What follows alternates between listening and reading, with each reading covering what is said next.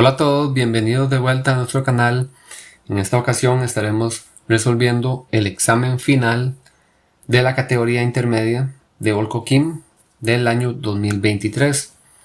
Entonces, como siempre, trataremos de enfocarnos en una resolución rápida y comenzaremos recordando algunos detalles importantes sobre el tiempo, que son 3 horas. Comienzan a las 9, terminan a las 12. En este caso fueron 49 preguntas, 19 páginas, no se permite compartir nada, no se permite contar con celular, ¿verdad? Lo básico. Y vamos a comenzar de una vez. Entonces lo que les recomiendo es que vayan leyendo el texto y vayan marcando la información importante, la información relevante, lo que destaque. Entonces acá tenemos un ingeniero agroindustrial. Se encuentra analizando la cantidad de almidón, polímero que contiene carbono, hidrógeno y oxígeno, presente en una nueva formulación de un puré de papa, para lo cual necesita llevar a cabo la extracción y analizar la cantidad de almidón presente. Entonces, en la extracción se pasa el puré a través de un procesador de alimentos con ayuda de agua a 24,50. El líquido obtenido, almidón más agua, se recolecta y centrifuga para obtener el almidón. Este luego se seca en un horno a 92 grados Celsius. Entonces, viendo el esquema, acá está el puré, tenemos salida de fibras, sólidos, salida de agua y almidón, la disolución, centrifugación, almidón húmedo y luego se seca. El análisis del almidón: en el procedimiento se toman 0,21.876 gramos de sólido seco preparado en el punto anterior, se solubiliza en caliente con 50 ml de agua hasta el punto de ebullición, 98 grados Celsius. Esto se lleva en un balón aforado de 250, volumen final, y al final el ingeniero obtiene una concentración de almidón de esto. O sea, lo que nos está diciendo es que de todo ese almidón realmente hay como impurezas ahí presentes y la concentración que se obtiene es esta. Entonces vamos a ir resolviendo cada paso. La sustancia denominada agua de tubo se puede clasificar como homogénea, el agua que tomamos regularmente. En teoría no hay partículas ahí, o sea que podamos ver. Según el caso de estudio, se hace referencia a características propias del área de la química denominada química analítica, porque nos habla de extracciones, de concentraciones, cantidades, más propio de la química analítica. El agua con almidón en disolución mostrada en el punto 1.1 se clasifica como mezcla, sería heterogénea, porque con centrifugación se puede separar. Puede ser heterogénea coloide. En el cambio de estado del agua, el cambio de estado del agua que se lleva a cabo dentro del horno es evaporación.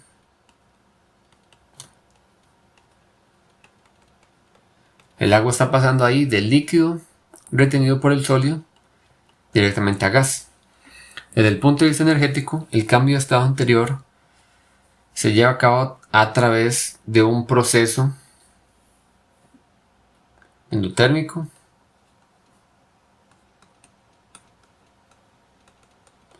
Requiere energía, que es la energía que le da el horno precisamente.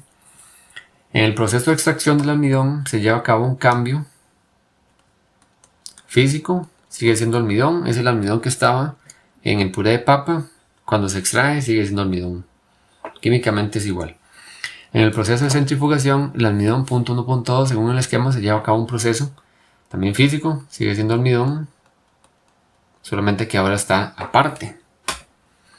Según el texto, la cantidad de almidón presente en la muestra, 0.21876 gramos del sólido, se clasifica como una propiedad, sería también física, pero particular extensiva, que es la que nos interesa. Nos está hablando de una masa, depende de la cantidad. El punto de ebullición de una sustancia se puede clasificar como una propiedad, en este caso más bien es intensiva, porque no depende de la cantidad de la muestra. ¿Cuál es la unidad de medida según el sistema internacional para expresar los 90,30? Ahí sería Kelvin, no nos están pidiendo la conversión, Kelvin nada más. ¿Cuál es la unidad de medida según el Sistema Internacional para expresar cantidad de sustancia? Mol. ¿Cuántas cifras significativas están presentes en las medidas de temperatura? Ahí tenemos un ejemplo, 90-30, tenemos 98, tenemos 92 por aquí, 24,5. Entonces son 4 cifras. Los ceros que están a la derecha de la coma son significativos. 4. ¿Cuántas cifras significativas están presentes en la medida de la masa del almidón en la parte 2? La parte 2, si recuerdan, por ahí estaba el número. 0,21876 son 5 cifras. El 0 a la izquierda de la coma no es significativo, entonces serían 5 cifras significativas. Expresa la temperatura del secado del almidón en grados Fahrenheit. Ahí, como tenemos varias temperaturas, nada más hay que tener cuidado con la temperatura apropiada, la que nos interesa. Y la que nos interesa ahí es 92, es la de secado, se seca. 92 grados, al final del examen viene la fórmula, si no la recuerdan. Igual, siempre es mejor aprendérselas.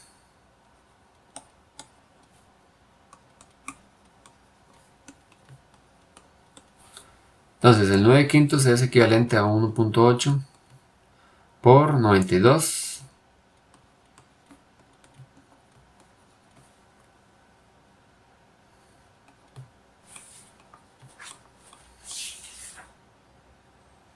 Nos da en ese caso 197.6 grados Fahrenheit.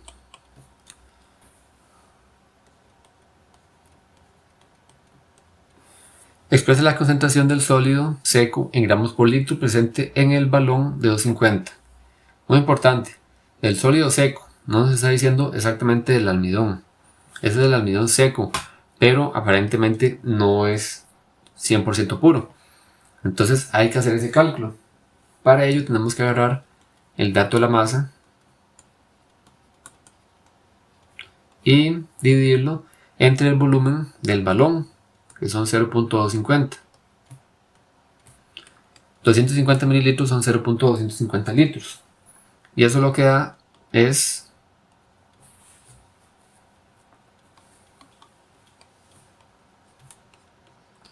gramos por litro, sería la concentración del sólido seco. Gramos por litro. Expresa el valor de la concentración final del almidón obtenido en notación científica. Esa concentración nos la están dando al puro final, 0,00345. Entonces sería 345 por 10 a la menos 3. Eso nos quedaría en gramos por litro. Ya tenemos el primer problema. Ahora vamos con el segundo problema. Lea con atención el siguiente caso de estudio. Un ingeniero de telecomunicaciones desea conocer cuál es el mejor tipo de material para ser utilizado en un nuevo tipo de cable. Entonces, el cable debe tener una buena conductividad eléctrica, ser altamente maleable, bajo costo, alta densidad, entre otras. Nos está hablando de esas características que son las que tenemos en la tabla. Entonces tenemos en la tabla cobre, hierro, plata, aluminio. Tenemos los costos en dólar por onza, conductividad, temperatura, no dice las unidades, aparentemente grados Celsius, densidad, gramos por centímetro cúbico y maleabilidad. Entonces, viendo esta información de momento, podemos notar que la plata es cara, bastante cara. Tiene buenas propiedades, pero es muy cara. Entonces, por ahí está destacando el cobre después. No conocemos la densidad. De acuerdo con el texto, responde a las siguientes preguntas. En el siguiente diagrama se muestra el proceso experimental para la obtención de la densidad del cable de cobre. Con base en este diagrama, determine la densidad del cable de cobre en gramos por centímetro cúbico.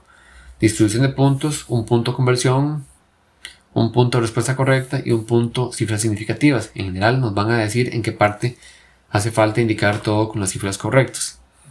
Entonces, 2,69 gramos y nos está indicando que el volumen de esta probeta está aumentando. La diferencia es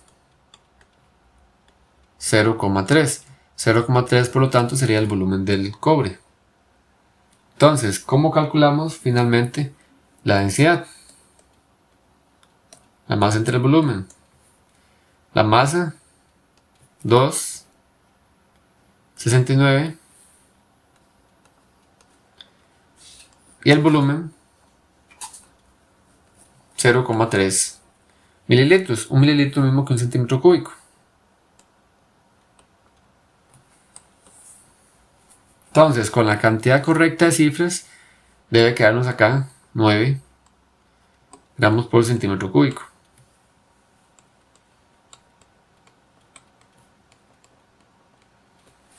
Veamos esta primera parte, 3 puntos fáciles. De acuerdo con los datos, justifique cuál es el mejor material para los nuevos cables. Entonces podemos irnos para atrás otra vez. Vamos a ver, ahí el hierro no nos está cumpliendo, es barato, la conductividad es mala, además no es maleable, la plata es muy cara, el aluminio es barato, la conductividad no es tan buena y la densidad es baja. Entonces ya con solamente ver esto podríamos casi que descartar los demás. Nos queda el cobre. Cobre, precio razonable, conductividad alta, densidad alta, maleabilidad alta. Entonces, cobre, porque es barato, buen conductor,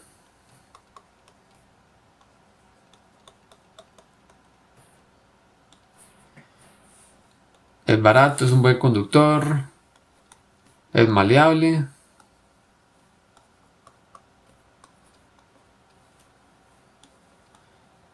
y es bastante denso, que son justamente las características que estaban buscando. ¿Cuál sería el costo de preparar una tonelada de cable de plata? Distribución de puntos, conversión, un punto, respuesta correcta y un punto uso de cifras significativas. Entonces, 1,0 tonelada de plata. Al final del examen vienen algunas conversiones, pueden buscarlas.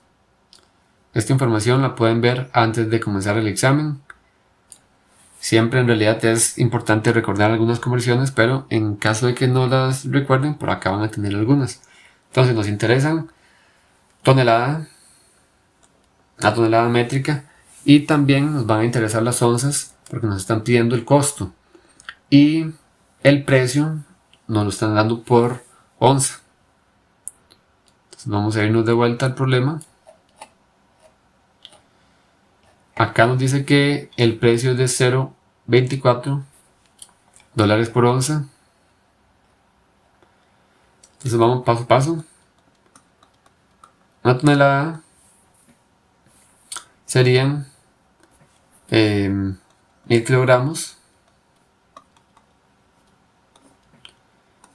Luego, 1 kilogramo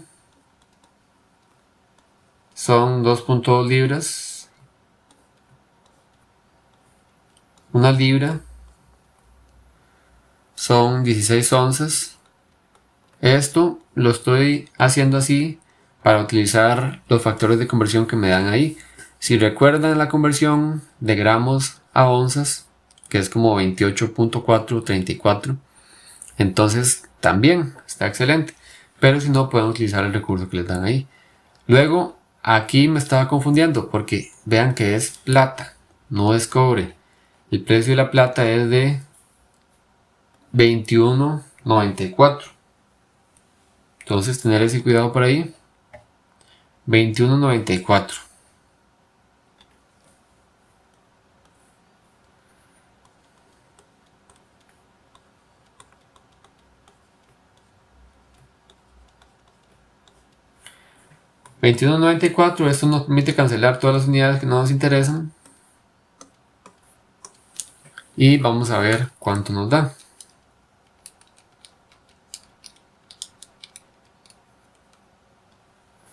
Entonces,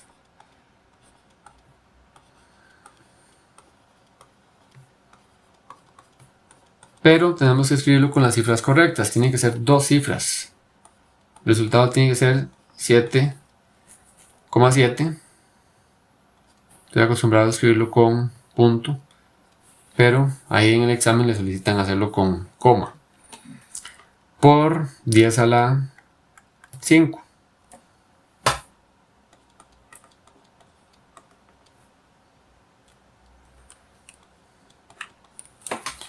O sea, $770,000. Una tonelada nada más de plata. Es bastante caro. Entonces vean la pequeña trampa que había ahí. Les hablan del cobre y luego les piden sobre la plata. Tenemos ese primer problema. Continuamos. Entonces aquí tenemos la estructura atómica ha variado con el pasar de los años debido a nuevos descubrimientos en el área. El modelo actual del átomo se le denomina modelo atómico cuántico, en el que la materia tiene un comportamiento dual onda-partícula y que los electrones se mueven alrededor del núcleo en órbitas.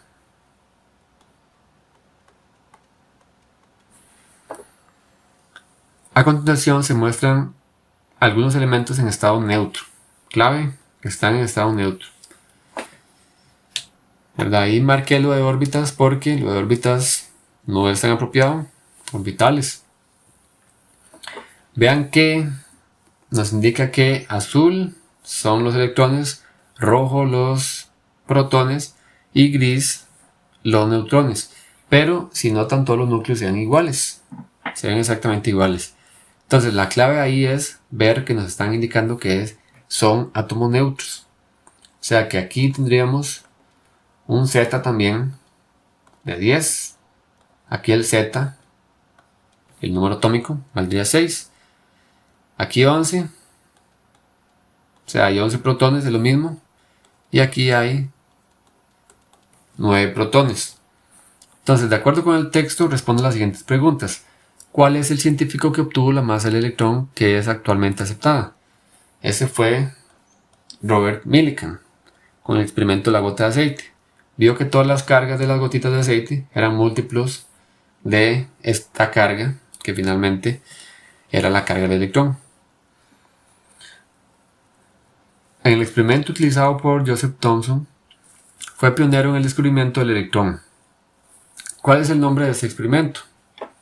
Ese es el tubo de rayos catódicos.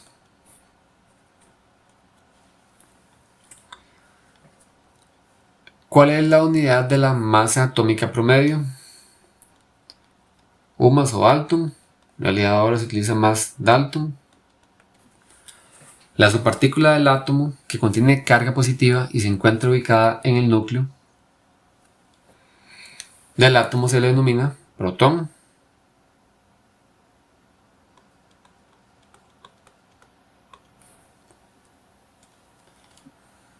La otra que está en el núcleo es el neutrón, el neutro. Si al elemento marcado con el número 3 se le quita un electrón, se forma un elemento cargado llamado el elemento con 11 cantidad de protones, es el sodio. Si se le quita un electrón, se formaría un catión y sería específicamente el catión sodio.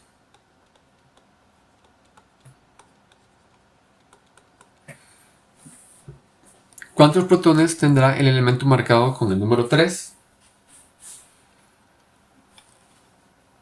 Si pierde un electrón, la cantidad de protones no se ve afectada por la pérdida de electrones, o sea, sería 11 igualmente. ¿Cuántos neutrones contiene el elemento marcado con el número 4? Tomando en cuenta la masa atómica promedio, que ya incluye varios isótopos, entonces sería 10. ¿Verdad? Que ese elemento 4 era el flúor.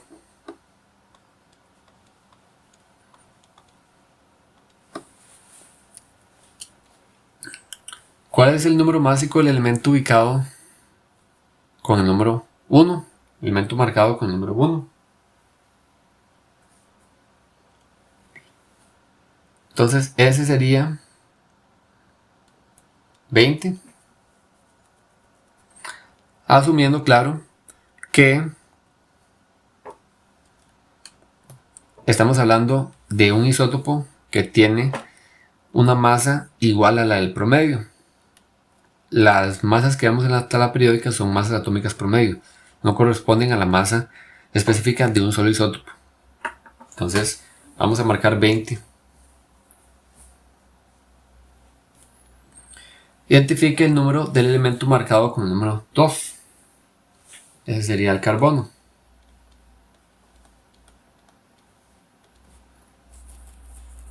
Este de aquí era el neón.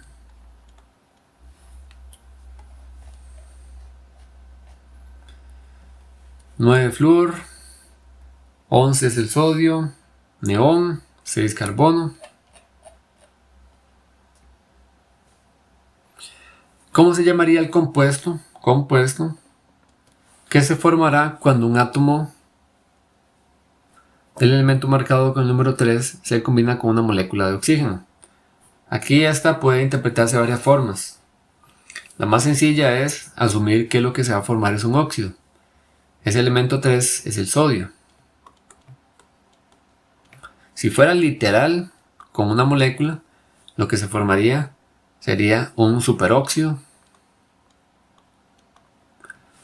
Pero lo más probable es que se refieran al óxido.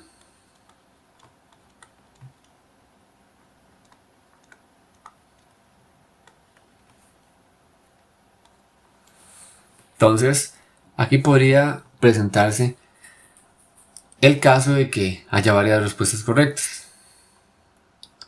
Entonces, óxido de sodio sería como lo más típico. También podría hablarse del peróxido incluso. ¿Cómo se llamaría el compuesto formado por un átomo del elemento marcado con el número 2 y 4 átomos del elemento marcado con el número 4? El número 4 era el flúor, el número 2 era el carbono. Entonces se formaría este compuesto que se llama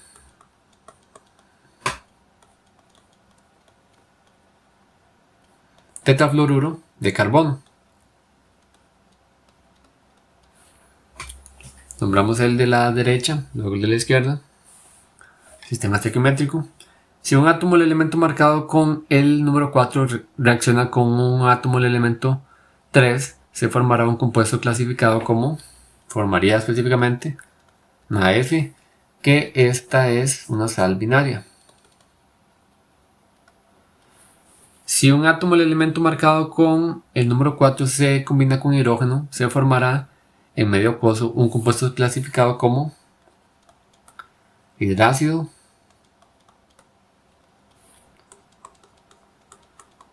HF, ácido fluorídrico.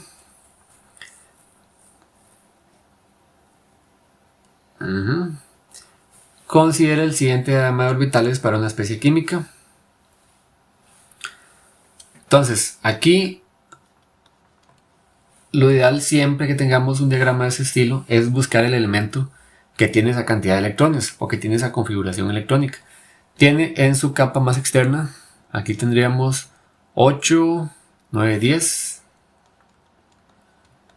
electrones de valencia y tendría que estar en el cuarto periodo. Lo vemos por este 4s. Eso nos corresponde con el níquel. Nos están hablando del níquel entonces.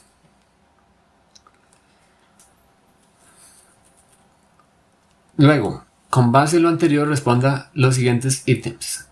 La cantidad de electrones que presenta la especie química en orbitales p es, tomando en cuenta la configuración completa o los orbitales que hay previamente, tendríamos orbitales 2p y tendríamos orbitales 3p que ya están llenos. En cada uno de ellos hay 6 electrones, o le caben 6 porque hay 3 orbitales diferentes. En total entonces tendríamos 12. La cantidad de electrones que presenta la especie en el nivel energético 2n es igual a 2 es también ese nivel 2 ya está lleno y en 2 caben los 2s y también los 2p. En S2, en P6, en total hay 8. Ya se acabaron los 4 orbitales que hay en el nivel 2. La cantidad de orbitales S ocupados por electrones que presenta la especie química es... Ahí tenemos orbitales 1s, tenemos orbitales 2s, tenemos orbitales 3s e incluso 4s. Hay 4 orbitales s.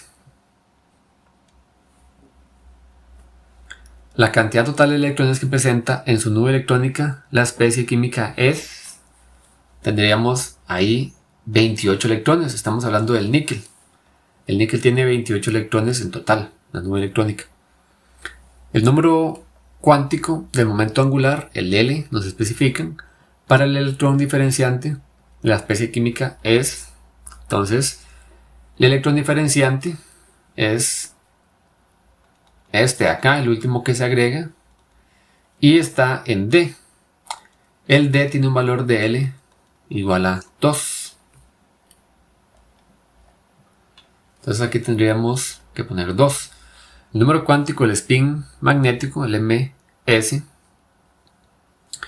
para el electrón diferenciante de la especie química es spin, muy importante. No es el ml cuántico magnético, sino es el spin. Entonces, S, como dijimos, se escribe hacia abajo. Sería menos un medio. Y escribe el símbolo del elemento representado en el diagrama. Níquel.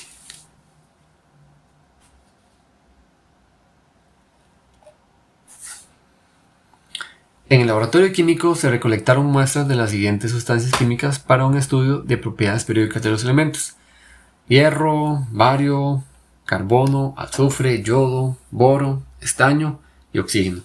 Con base en lo anterior, responda a los siguientes ítems. Al ordenar los elementos metálicos, aquí están los metálicos, bueno, excepto el boro, que el boro es metaloide. Según su radio atómico, se obtiene la siguiente tendencia, según radio atómico. Entonces, aquí vale mucho recordar la propiedad periódica. El radio atómico va creciendo hacia la izquierda y luego crece hacia abajo. Dicho de otra forma, disminuye en el sentido que aumenta el peso atómico, ¿verdad? Hacia la derecha. Hacia la derecha disminuye y aumenta hacia abajo. Entonces, aquí la clave es ubicarlos en la tabla periódica. Además, queremos que estén en forma creciente. O sea, que al final esté el más grande de todos. El boro no podría ser. Descartamos estas dos opciones. Tiene que ser alguna de estas dos. Luego, buscamos el más pequeño. El más pequeño es el boro. Y tenemos que enfocarnos entonces en qué pasa entre el hierro y el estaño.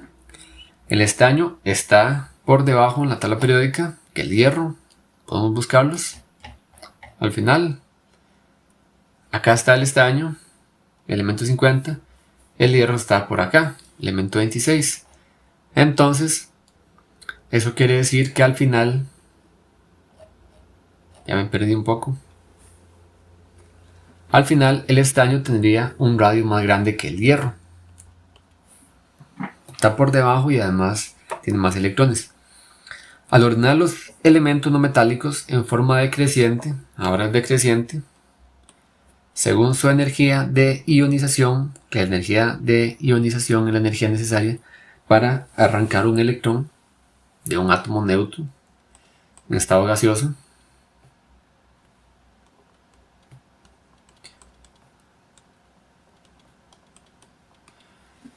Entonces, ¿qué pasaba acá? Los elementos que tenían energías de ionización más pequeñas eran los metales alcalinos, en particular los que estaban más abajo. Entonces, la energía de ionización va creciendo hacia arriba y también va creciendo hacia la derecha, porque los elementos que están a la derecha y arriba, los no metales, más bien tienden a ganar electrones. Entonces las energías de ionización son más altas. Ahora entonces queremos que sea en forma decreciente. Como es decreciente, queremos ubicar el que tenga la energía de ionización más baja al final. Entonces tendría que ser entre esos dos. Esos dos son las que van a tener el yodo, ¿verdad? Esas dos opciones. Tienen el yodo al final. El yodo es el que tiene la energía de ionización más pequeña, está más abajo. Luego, el que tiene la energía de ionización más alta es el oxígeno. Podemos verlo igual, las dos opciones, no hay duda con respecto a ese. Pero el dilema está entre el carbono y el azufre. Igual, si se ubica en la tabla periódica, corresponde que el carbono es el que tiene la segunda más alta. Entonces va el carbono, después el azufre, que es más grande. En teoría tiene una más pequeña. Y de último el yodo. Escriba el símbolo de un elemento donde se esperaría que sus átomos posean un mayor radio que sus iones. Entonces aquí hay que recordar qué pasa con los iones. Los cationes en general son más pequeños que los radios atómicos. O sea, los radios iónicos de los cationes son menores que los radios atómicos. En el caso de los aniones, más bien son más grandes. Entonces es ubicar cualquiera de los elementos metálicos. El hierro podría ser, el bario, el estaño. Dos de los elementos que se encuentran en el segundo periodo de la tabla periódica, el que presenta átomos con la mayor carga nuclear efectiva es el oxígeno. De los que están en el segundo periodo, es el que está más a la derecha. La carga nuclear efectiva va aumentando hacia la derecha, por eso los radios disminuyen. Se esperaría que si los átomos de un elemento presentan valores negativos de afinidad electrónica, entonces la afinidad electrónica tenía que ver más bien con un proceso de ganancia de electrones.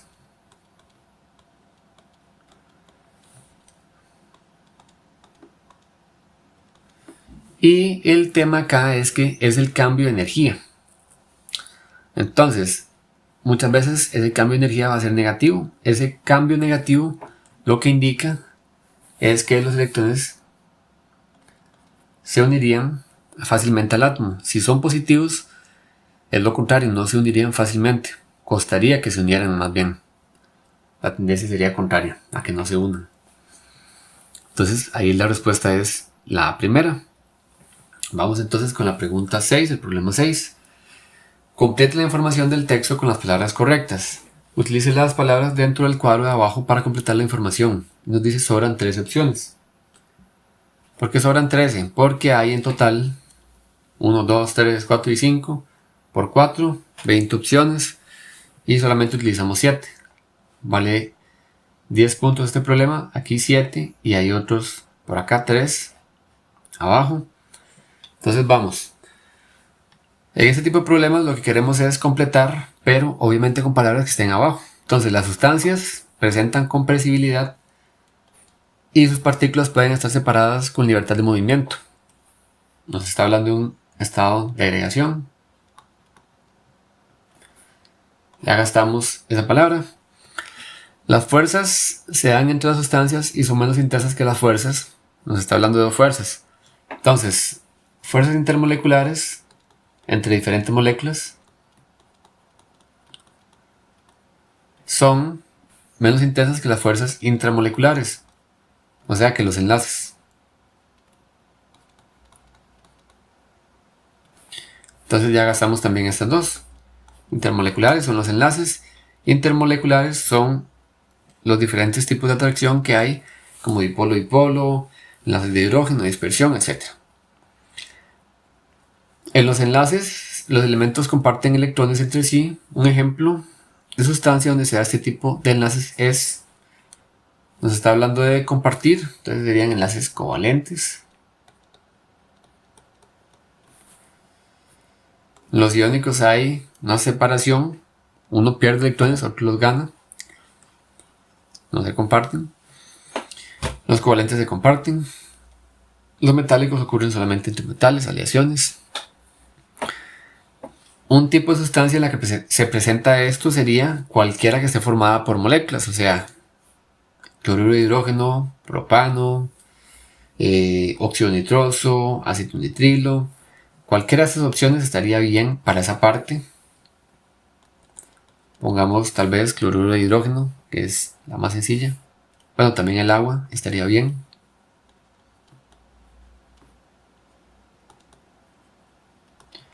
A veces pasa que hay muchas respuestas para una misma pregunta, pero no siempre. En las fuerzas intermoleculares denominadas se da entre sustancias no polares. Un ejemplo de sustancia donde este tipo de interacción. Entonces, fuerzas denominadas dispersión. La dispersión es la que se presenta entre sustancias no polares y la dispersión está aquí. Y luego buscamos una molécula que sea no polar. Ahí nos estaban quedando varias, pero por ejemplo el óxido nitroso es polar, ácido nitrilo polar, el agua polar, cloruro es polar, además ya lo utilizamos. La única que hay aquí es propano. Y ya concluimos esta parte. El etanol es un compuesto orgánico con la fórmula C2H6O. Ahí está la estructura molecular. Y nos dice, explique cuál de las siguientes sustancias presentará mayor afinidad a disolverse en etanol. Justifique su respuesta con base en las tres sustancias. Entonces, ahí tenemos las tres sustancias. Podríamos notar que esta es no polar. Por ejemplo, es no polar. Podríamos notar que el clorometano es polar. Podríamos escribir incluso la estructura.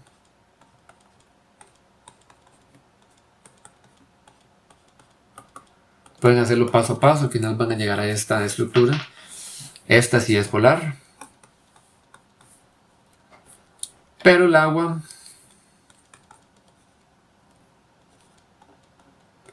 presenta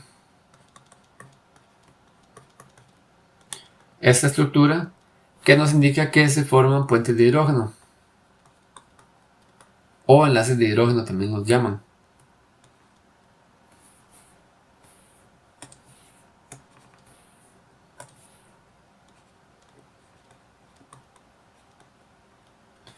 Puentes de hidrógeno.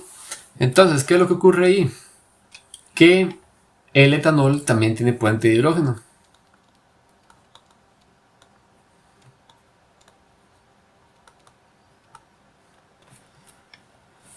Entonces, la que presenta mayor afinidad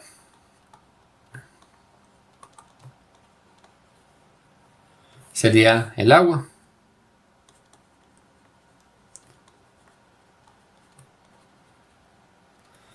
Esta, como es polar, presenta una afinidad intermedia.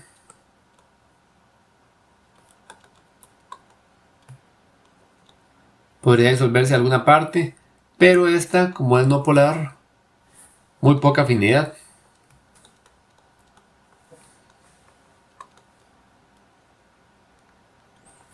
Es no polar y lo no polar no tiende a disolverse en lo que es polar. Entonces, esa sería la explicación. Identificar los tipos de fuerzas intermoleculares y explicarlo brevemente. Tenemos el problema 7. Lea con atención. Cuando existe un ambiente de contaminación atmosférica antropogénica provocada por gases provenientes del tráfico vehicular o chimeneas de industrias, las estructuras y edificios hechos de carbonato de calcio se ven afectadas por gases contaminantes de dióxido de azufre, produciéndose sulfato de calcio dihidratado, según las siguientes reacciones. De acuerdo con el texto anterior, responde a los siguientes ítems. Escribe el producto que balancea la ecuación 1. Entonces, ¿ahí qué faltaría? Está faltando 2 oxígenos y está faltando el carbono, CO2. Ese sería el producto. Si una estructura de 1000 kilogramos de carbonato de calcio se expone a altas concentraciones de gases en exceso, ¿cuántos gramos de yeso se produce? Aquí otra cosa que hay que notar es que en esta ecuación hay un pequeño error ahí. Escribieron hidrógeno para que calce la reacción, pero el hidrógeno no está presente en cantidades apreciables en la atmósfera. Ahí lo que ocurre en realidad es una oxidación. Ese sulfito de calcio se convierte en sulfato y se hidrata. Entonces ese hidrógeno está sobrando en realidad. Esa ecuación se balancea de otra forma. En todo caso, como la proporcionalidad entre el carbonato de calcio y el sulfito de calcio es igual que la que hay entre el sulfito y la del yeso, entonces no hay ningún problema. Si la estructura de 1000 kilogramos se expone a las concentraciones, ¿cuántos gramos de yeso? Entonces, nos está hablando del carbonato de calcio.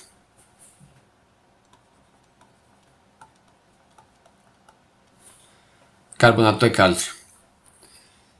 Y también tenemos que calcular entonces la masa molar del yeso. No hace falta calcular ninguna otra masa molar porque sencillamente no nos están pidiendo esa información.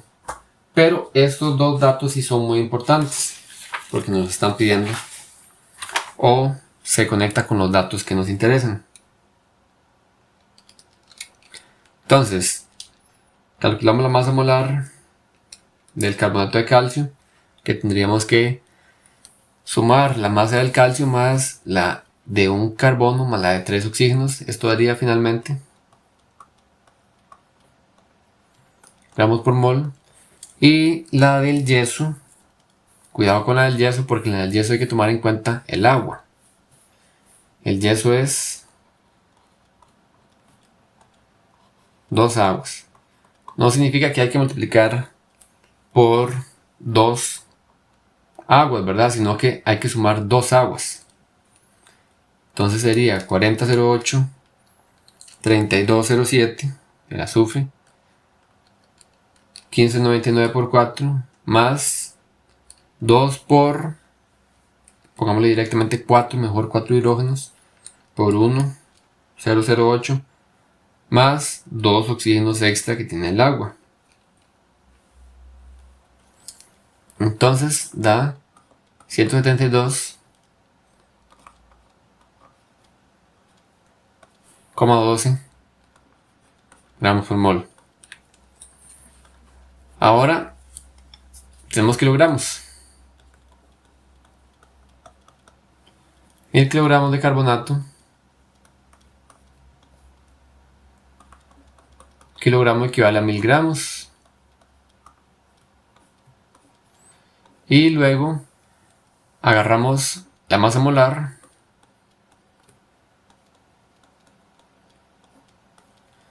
y calculamos los moles.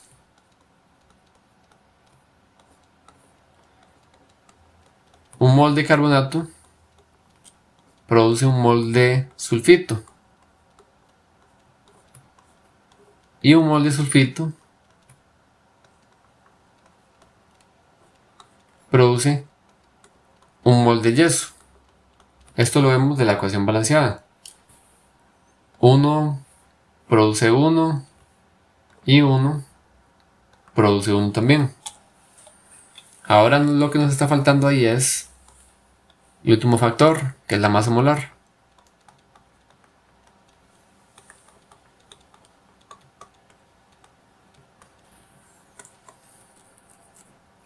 Eso finalmente da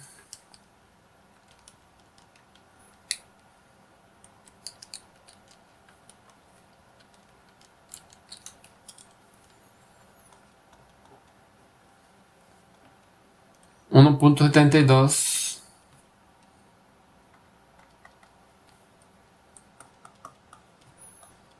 por 10 a la 6 gramos. Como tenemos 1000, que es un número incierto en cuanto a cifras significativas, lo más apropiado sería escribir 2 por 10 a la 6 gramos de yeso. Y terminamos esta parte. Luego nos dice, dibuje la estructura de Lewis para el SF4, para lo cual debe mostrar todos los cálculos que sustenten la estructura desarrollada y completar el cuadro de abajo. Entonces lo primero es hacer la suma de los electrones de valencia. Cada flúor aporta 7, cada azufre aporta 6. Solamente hay un azufre, pero hay 4 flúors. Entonces, aquí tendríamos en total 7, 14, 28, más 6, 34 electrones. Lo que se recomienda hacer es escribir el átomo central, escribir todos los elementos alrededor de ese átomo, unirlos por un enlace sencillo, contar cuántos electrones hemos gastado. Aquí gastamos 8 electrones, o sea que nos están quedando ahí 26. Y a estos flúors les hacen falta 6 electrones. 6 por 4, 24. Y nos quedan 2 electrones.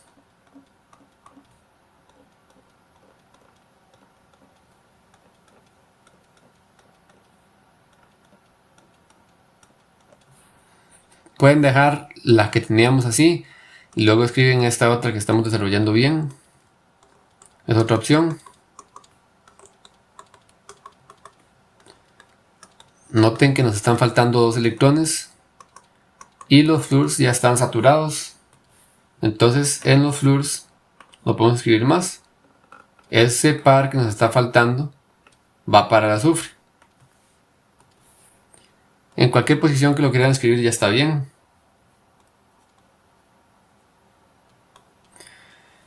El número de electrones de valencia en la estructura, 34. El número de electrones del octeto en la estructura, hay 5 átomos. Y cada uno de ellos, si tuviera el octeto, tendría 8 electrones. O sea que al final aquí tendríamos como 40 electrones.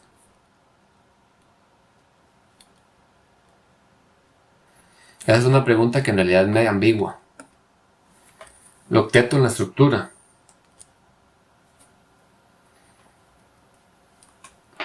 El número de enlaces en la estructura son 4 enlaces. El número de electrones compartidos en la estructura, 4 enlaces. Eso implicaría 8 electrones. Luego el número de electrones libres en la estructura serían 26. Es lo que tenemos acá. Y ya con eso terminamos el examen. Espero que les haya gustado, que les pueda ayudar esta resolución. Y cualquier duda que tengan nos pueden contactar directamente o dejarnos algún comentario abajo. Y con gusto les estaremos ayudando.